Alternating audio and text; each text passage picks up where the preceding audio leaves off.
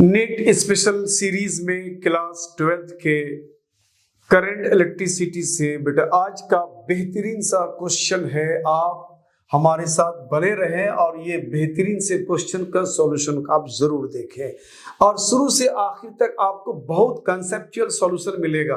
बेटा जब भी आप नीट की तैयारी कर रहे हो आप दिमाग में ठान लो, आपको सिर्फ सॉल्यूशन आना एनफ नहीं है, सॉल्यूशन के साथ आपको एक एक पॉइंट में एक एक जगह पर आपको कॉन्सेप्ट की जरूरत पड़ती है।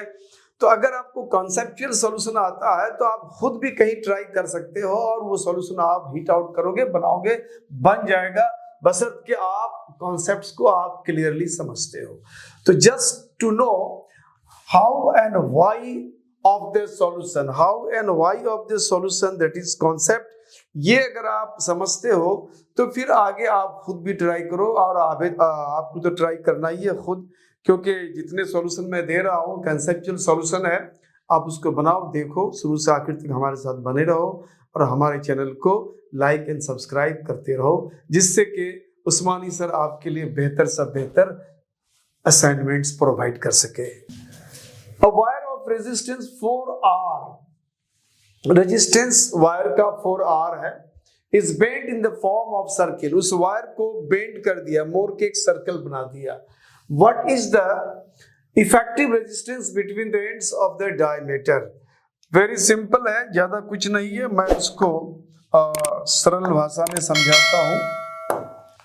मान लो हमारे पास कोई एक, और ये सर्कल कैसे बना? तो ये सर्कल बना, हमारे पास एक वायर था और वो वायर स्ट्रेट वायर था, और इस स्ट्रेट वायर का जो रेजिस्टेंस था बच्चों वो 4R था। और इसको हमने बेंड कर दिया और बेंड करके क्या बना दिया, एक सर्कुलर शेप दे दिया।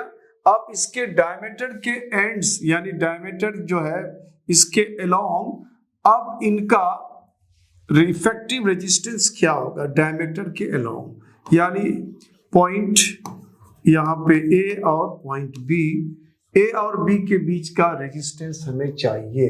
What is the effective resistance between the ends of the diameter? तो डायमीटर के अलोंग में जो एंड्स है, इस एंड्स में इफेक्टिव रेजिस्टेंस, तो वेरी सिंपल, ये अगर 4 ओम का रेजिस्टेंस का ये वायर है, तो जब डायमीटर के अलोंग है तो इसका मतलब है 50-50 बढ़ गया, यानी हाफ इधर आया, हाफ इधर आया, यानी 2R इधर की तरफ है और 2R इधर की तरफ है। अब अगर इसको इस तरह से समझे हम लोग इस सर्किट को, कि एक इस तरह से पॉइंट आ रहा है ए, और इधर की तरफ एक हमारा 2R का है और इधर भी एक हमारा 2R का है रेजिस्टेंस। एक पॉइंट ए है यहाँ और एक पॉइंट बी है, और यहाँ है 2R और ये भी है 2R। अब ए और बी के बीच में इफेक्टिव रेजिस्टेंस निकालना है, तो ये ए और बी के बीच जो इफेक्टिव रेजिस्टेंस होगा बच्चों, ये 2R का इफेक्टिव वैल्यू होगा, रिजल्टेंट वैल्यू होगा, और ये देख रहे हो, और ये दोनों पैरेलल में है।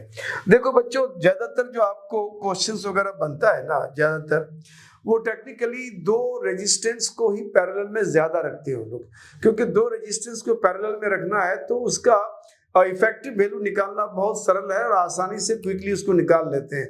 फिर नंबर ऑफ रेजिस्टेंस अगर बढ़ जाता है पैरेलल में, सीरीज में तो ठीक है, डायरेक्ट उसको ऐड कर देना, पैरेलल में होता है कि रेसिप्रोकल को ऐड करते हैं। जैसे मान लो दो रेजिस्टेंस हमारे पास अगर है इस तरह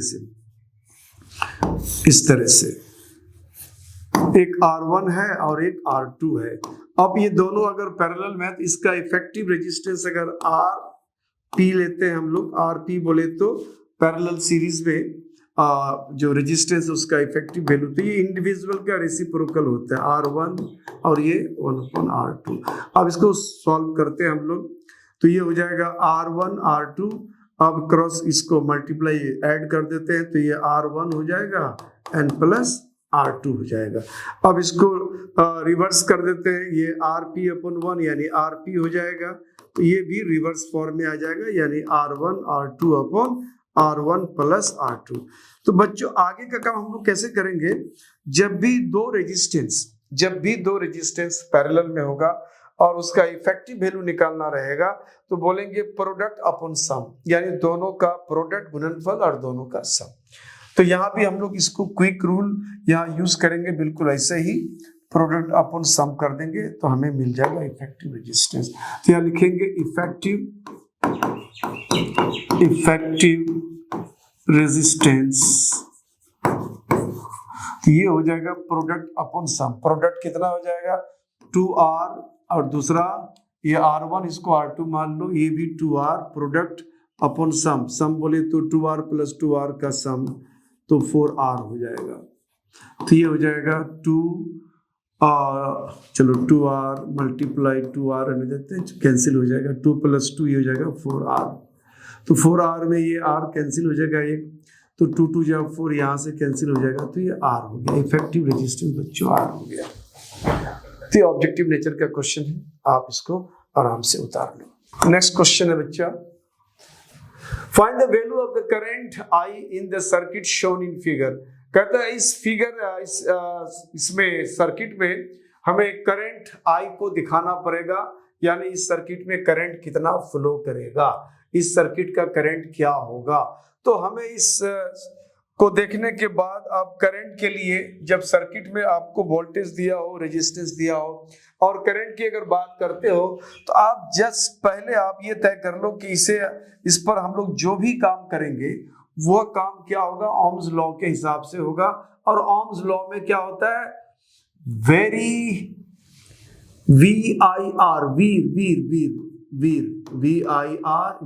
वीर याद रखते हैं हम लोग, वीर, और वीर में यहाँ वी के बाद आई कर दो, तो ये ओम्स लॉ हो जाएगा। पोटेंशियल डिफरेंस हो जाता है करंट मल्टीप्लाइड रेजिस्टेंस। तो हमें क्या क्या दिया हुआ है, हमें करंट निकालना है, यानी करंट निकालना है, तो करंट इक्वल टू क्या हो जाएगा बेटा, ये V इधर है, R को इधर कर दो, तो क्या हो जाएगा V अपॉन R। हमें सर्किट का वोल्टेज पता है, यहाँ पे सर्किट का वोल्टेज बेटा यहाँ दिया हुआ है।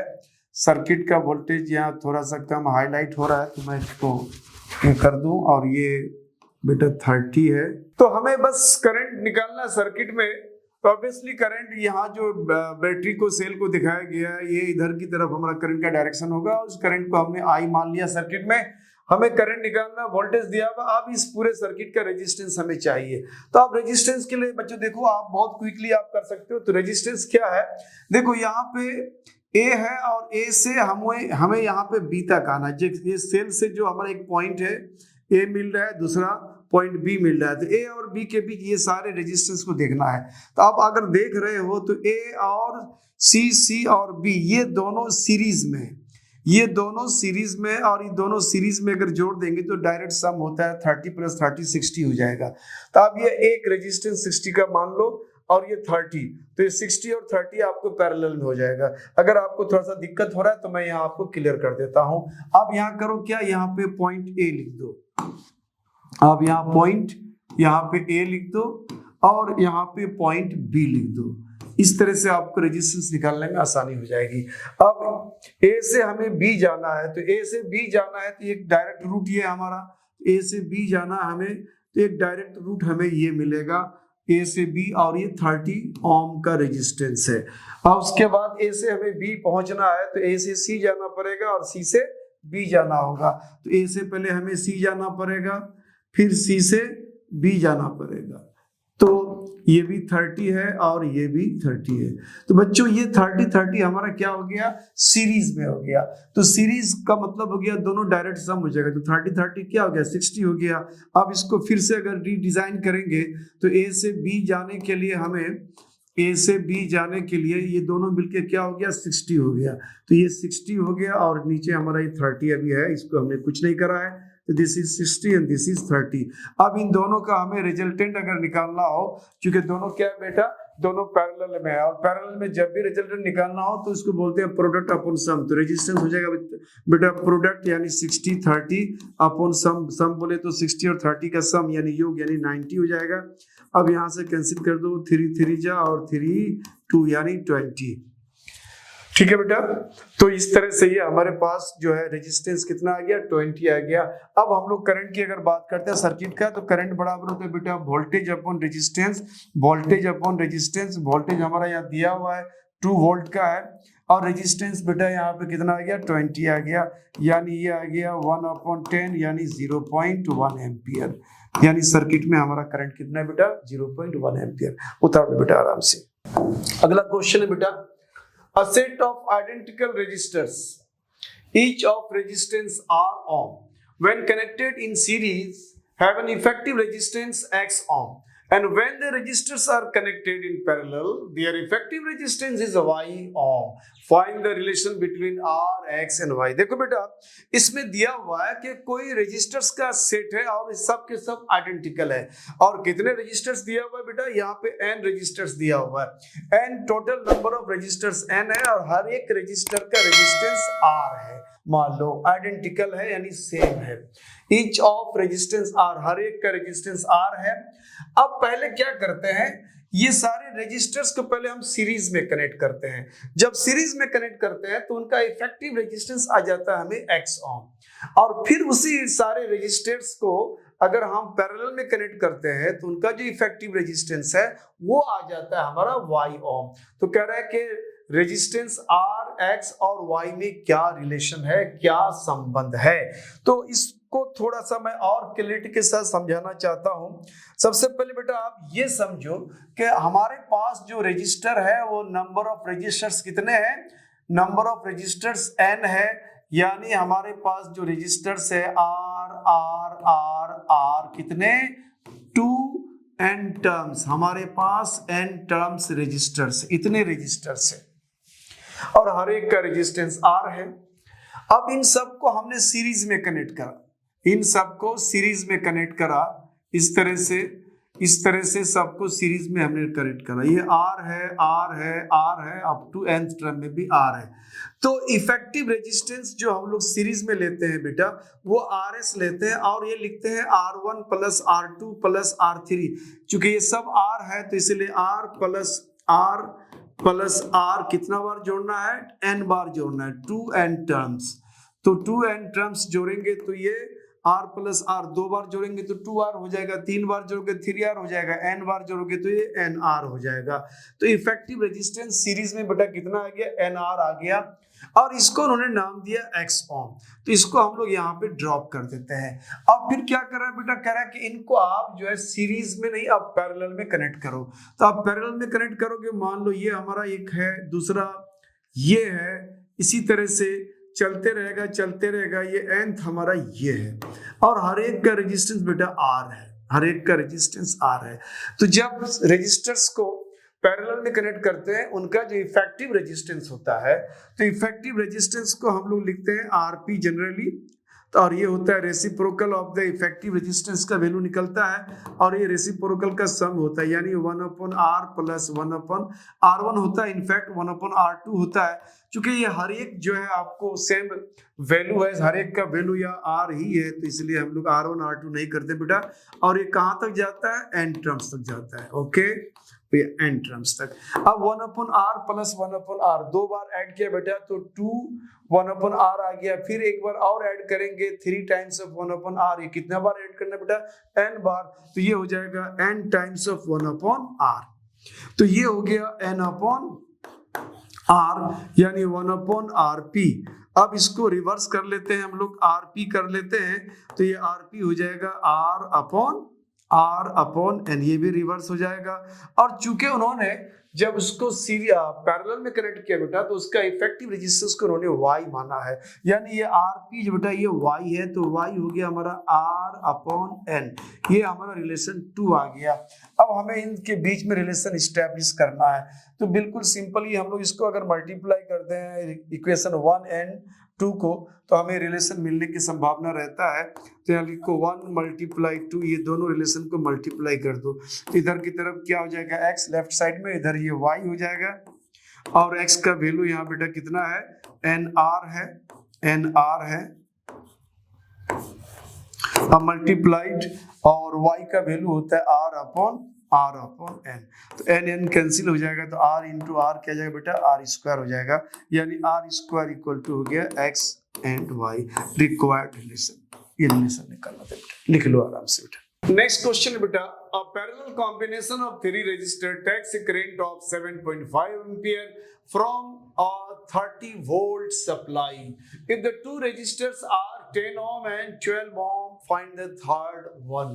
कहता है हमारे पास 3 रजिस्टर्स है और वो रजिस्टर्स का कॉम्बिनेशन बेटा पैरेलल में है, यानी 3 रजिस्टर, इसको ऐसे मान लेते हैं हम लोग 3 रजिस्टर हमारे पास इस तरह का है, ये 3 रजिस्टर्स का कॉम्बिनेशन है, ये मान लिया ये R1 है, ये R2 है और ये R3 है बेटा, ये 3 रजिस्टर्स का कॉम्बिनेशन है और ये एक वोल्टेज सप्लाई से कनेक्टेड है और वो वोल्टेज सप्लाई का वैल्यू दिया हुआ है 7 करंट, इसमें करंट फ्लो करता है, इसमें करंट फ्लो करता है 7.5 एम्पियर, 7.5 एम्पियर और ये जो सप्लाई है वोल्टेज सप्लाई वो 30 वोल्ट का है।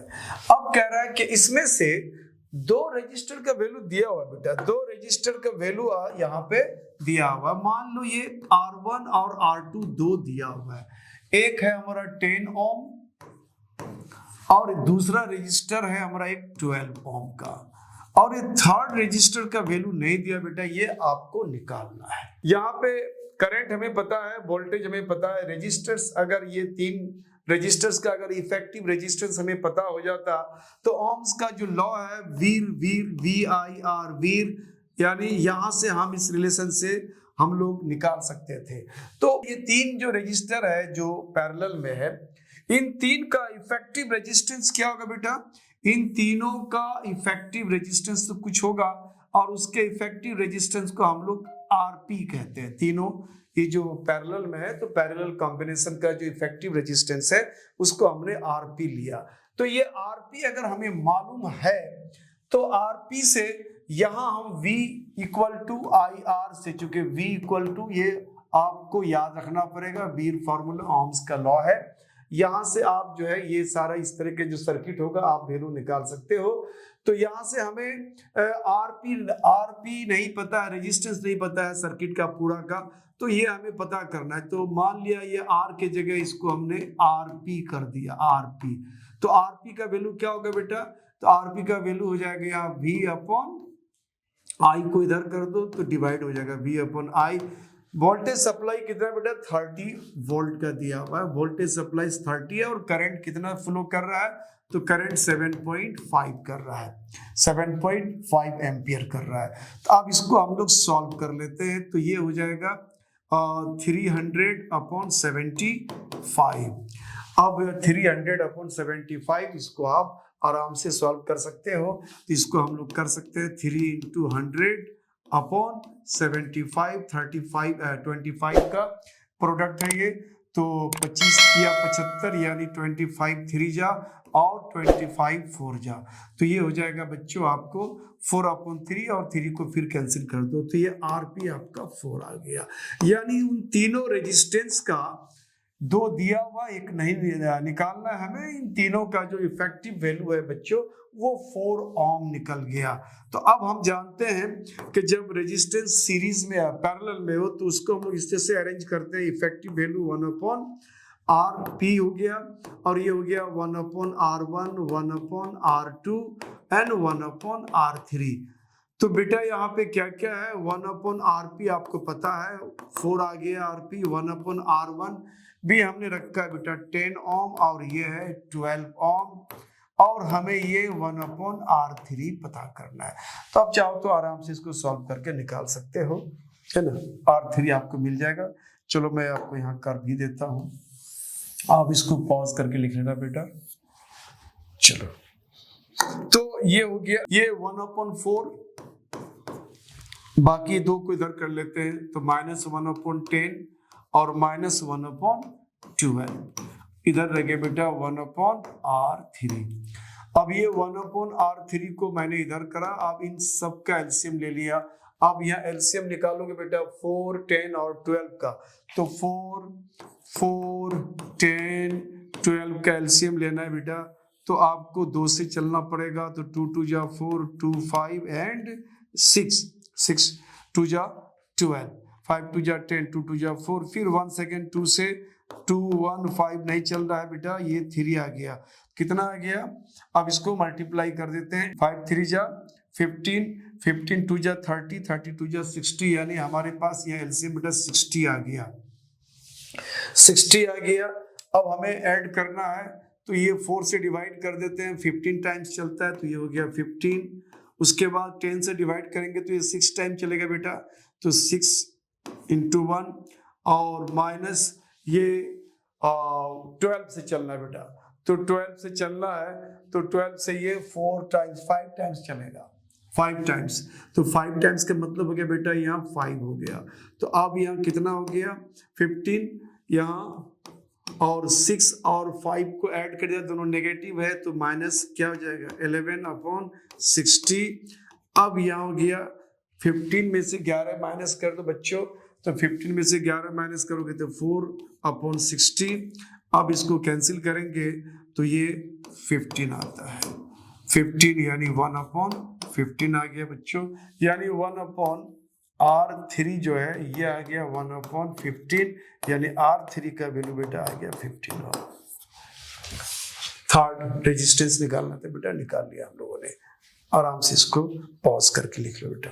नेक्स्ट क्वेश्चन है हमारा, when a current of 0.5 ampere is passed through two resistances in series, the potential difference between the ends of the series arrangement is 12.5 volt. On connecting them in parallel and passing a current of 1.5 ampere, the potential difference between their ends is 6 volt. Correct? Calculate the two resistances. बच्चों इस question को मैं उसको थोड़ा सा सरल भाषा में आपको समझाने की कोशिश करता हूं। पहले तो सबसे पहले हम लोग ये समझ लें, हमारे पास दो रेजिस्टर्स है जिनका रेजिस्टेंस हमें पता नहीं है, निकालना है। कह रहा है ये दो रेजिस्टेंस को सीरीज में हमने कनेक्ट करा। एक केस ये है कि दोनों रेजिस्टेंस को हमने सीरीज में कनेक्ट करा, और एक हमारा R1 है, दूसरा रेजिस्टेंस R2 है। इसको सीरीज में कनेक्ट करा, और कनेक्ट करने के बाद हम लोगों ने इस सर्किट में करंट कितना दिया, यहाँ पे when A current of 0.5 ampere, 0.5 ampere current दिया। तो इन रेजिस्टेंस के एंड में, छोर में, एक एंड ए ले लेते हैं, एक दूसरा एंड बी ले लेते हैं। तो कह रहा है कि इन दोनों एंड्स के बीच जो पोटेंशियल डिफरेंस है बिटवीन ए एंड बी, भी potential difference A and B, और वो पोटेंशियल डिफरेंस दिया हुआ है बेटा 12.5 वोल्ट। दूसरा सेट क्या है, कह रहा है कि इन्हीं दो रेजिस्टेंस को बेटा फिर हम लोग पैरेलल कॉम्बिनेशन में कनेक्ट कर देते हैं, इस तरह से कनेक्ट करते हैं। इस तरह से हम लोग कनेक्ट करते हैं, ये हमारा R1 है, दूसरा ये R2 है। अब यहाँ एक एंड ए हो गया, दूसरा एंड यहाँ बी ले लिया। अब यहाँ पे इस सर्किट में हमारा करंट फ्लो करता है। इस केस में ये करंट अभी है कितना, करंट 1.5 एम्पियर, 1.5 एम्पियर करंट है। और यहाँ पे ए और बी के बीच जो पोटेंशियल डिफरेंस है बेटा ये है 6 वोल्ट का, 6 वोल्ट।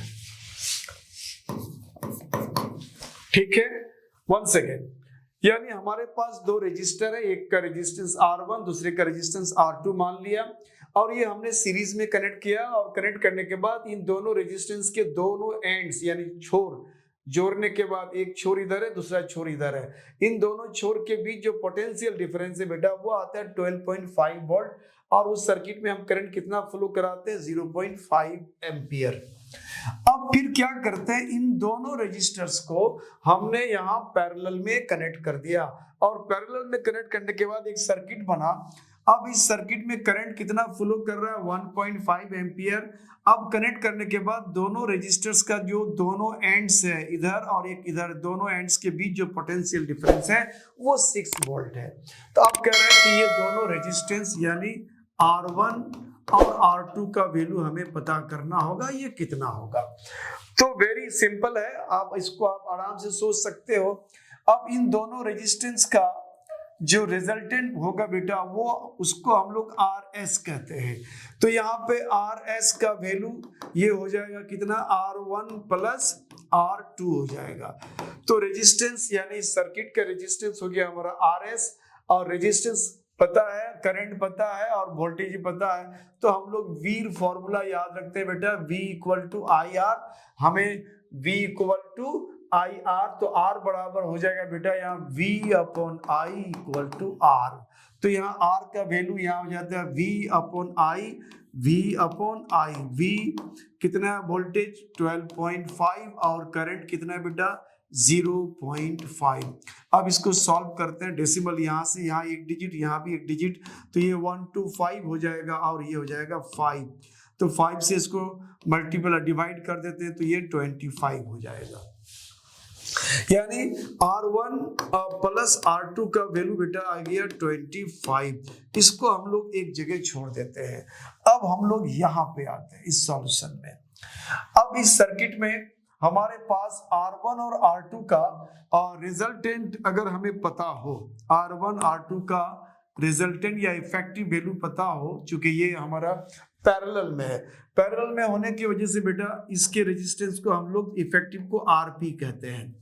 अब इनका अगर RP की बात करें, मैंने कहा कि दो रेजिस्टर्स अगर आपको पैरेलल में दिया हो तो इफेक्टिव वैल्यू डायरेक्ट निकाल लो, वो होता है सम प्रोडक्ट अपॉन सम, यानी R1 इंटू R2 अपॉन सम बोले तो R1 प्लस R2।